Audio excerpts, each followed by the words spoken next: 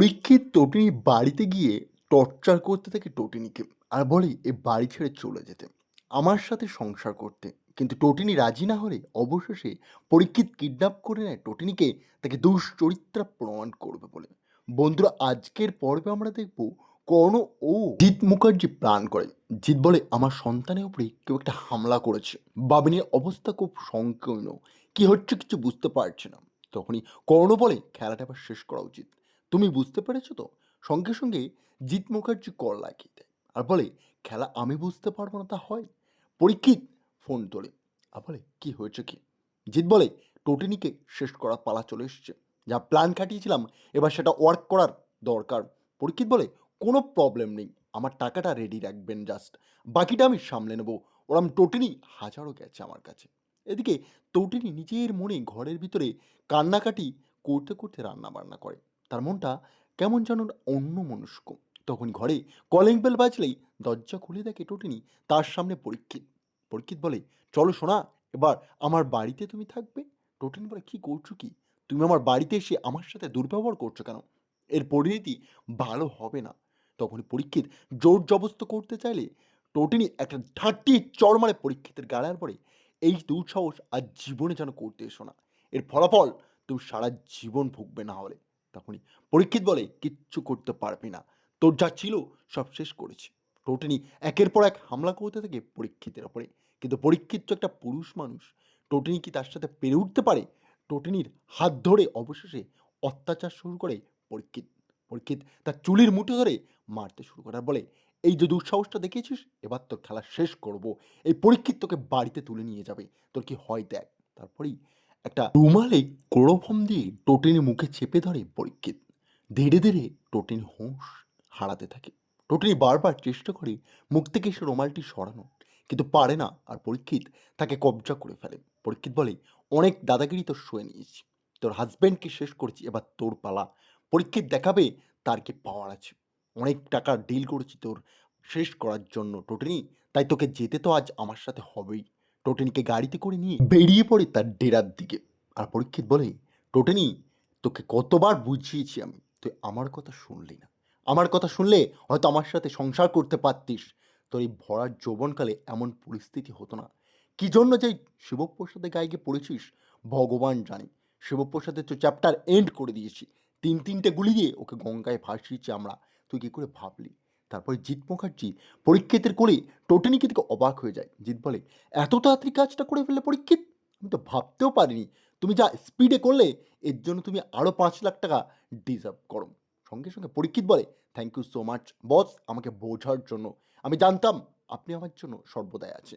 সঙ্গে সঙ্গে টোটেনিকে একটা বদ্ধ করে আটকে রেখে পরীক্ষিতকে 10 লাখ টাকা দেয় জিৎ মুখার্জি। পরীক্ষিত টাকাগুলো নিয়ে গুনতে গুনতে বাইরে চলে যায় তার গাড়ি করে বাড়ি যাবে বলে। সেই মুহূর্তেই সে লক্ষ্য করে বারবার তার দরজাটা খোলার চেষ্টা করলেও তার গাড়ির দরজাটা খুলছে না। পিছনেই দাঁড়িয়ে আছে শিবপ্রসাদ, তার জীবনের সব থেকে বড় ভুল। শিবপ্রসাদ বলে কি হয়েছে কি স্যার? শিবপ্রসাদকে থেকে ভয় পেয়েছে পরীক্ষিত আর বলে এমনই একটা ডেসে আমাদের বাবিনকে কে হামলা করেছে। শিবপ্রসাদ বলে আরে স্যার আমিই করেছি। আপনি কি করে ভাবলেন টোটেনিকে এত বড় ক্ষতি করে আপনি বেঁচে যাবেন? তখনই বুঝতে পেরে যায় পরীক্ষিত তার জীবনে ভয়ঙ্কর পরিস্থিতি তৈরি হয়েছে। পরীক্ষিতকে ধরে ফেলে শিবপ্রসাদ এবং ত্রিশূল ধরে তার বুকে চেপে ধরে বলে আজ তোর মৃত্যু দিবস। পরীক্ষিত আমার কাছে শেষ ইচ্ছাটা প্রকাশ করে ফেল, তুই কি চাস?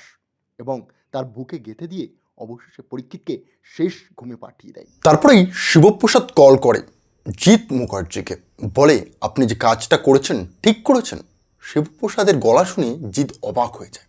সে বলে আপনার গলাটা কেন এত আমার চেনা চেনা লাগছে বলতে পারবেন? শিবপ্রসাদ বলে টোটেনিকে ছেড়ে দেন, নাহলে জীবনের সব থেকে বড় ভুল আপনি এবার করতে চলেছেন। আপনার মৃত্যুর কারণ আপনিই হবেন। আমি ভেবেছিলাম সবার প্রথম কর্ণ ও বিজিতকে শেষ করব, তারপর আপনাদের টাইম। কিন্তু আপনি যদি টোটেনিকে আটকে রাখেন এভাবে, তাহলে সর্বপ্রথম আপনাকেই মারব জিৎ মুখার্জি। জিৎ বলে আপনি কে? কে আমাকে ধমকি দিচ্ছেন? সামনে আসুন, সাহস থাকলে একবার দেখা করুন। তারপরেই টোটেনি কথা জিজ্ঞাসা করে শিবপ্রসাদ আর বলে আপনি কেন বুঝতে চাইছেন না? আপনার ছেলের অবস্থাটা তো দেখেছেন, কিভাবে বাবিনকে মেরেছি, ঠিক সেভাবেই যন্ত্রণা দেব। বাবিনকে ধরে আবার প্রয়োজন পড়লে মারবো।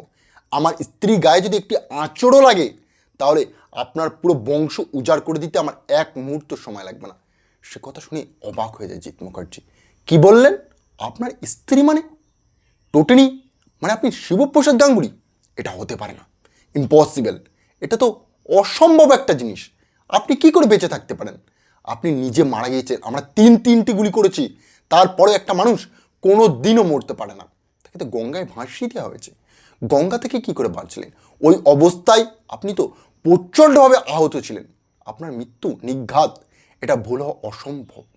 তখনই শিবপ্রসাদ বলে, এসব কথাবার্তা পরে হবে। আমার ছেলেমেয়েরা বাইরে খেলা করছে, তারা বাড়িতে ঢোকার আগে যেন আমার স্ত্রীকে আমি বাড়িতে দেখতে পাই। তাছাড়া আপনাদের কিন্তু মৃত্যু ঘনিয়ে এসছে। সঙ্গে সঙ্গেই জিৎ মুখার্জি কলটা রেখে দিয়ে কর্ণর কাছে চলে যায়। কর্ণকে কি বলে, বিষয়টা এমন ঘটেছে। বলে, আপনি কি জিৎ মুখার্জি দিবা স্বপ্ন দেখছেন? এটা হতেই পারে না, এটা অসম্ভব। তখনই জিৎ মুখার্জির কথা শুনে কোনো ভাবনায় চলে যায়। সে বলে, একটা জিনিস তো বোঝার আছে, যে বিজিৎ যখন এভিডেন্স নিয়ে গাড়ি করে যাচ্ছিল তাকেও মেরে দিল, আবার বাবিনের উপরে হামলা করলো, কারণ বাবিন টোটিনির বাড়িতে গিয়ে উল্টোপাল্টা কথা বলেছিল। এদিকে পরীক্ষিতের কি অবস্থা? তখনই জিৎ মুখার্জির পরীক্ষিতের কথা মনে পড়ে। সে বারবার কল করে পরীক্ষিতকে, কিন্তু কেউই ফোন তোলে না। তখনই শিবপ্রসাদের সেই নাম্বারে ফোন করলে শিবপ্রসাদ বলে, পরীক্ষিত আপনার বাড়ির সামনেই পড়ে আছে, নিয়ে যান। আপনি যে ডেরায় আমার স্ত্রীকে তুলে নিয়ে গেছেন সেই ডেরার সামনেই পড়ে আছে পরীক্ষিত, যান দেখা করে নিন। উনি ওখানে হয়তো আর বেশিক্ষণ নিঃশ্বাস থাকবে না, এবার মৃত্যুর দোরগোড়ায় চলেই গিয়েছে। সেই কথা শুনে জিৎ কর্ণকে সবটা বললে কর্ণ ভয় পেয়ে যায়। সে বলে, হচ্ছেটা কি? তাহলে শিবপ্রসাদ সত্যি বেঁচে আছে।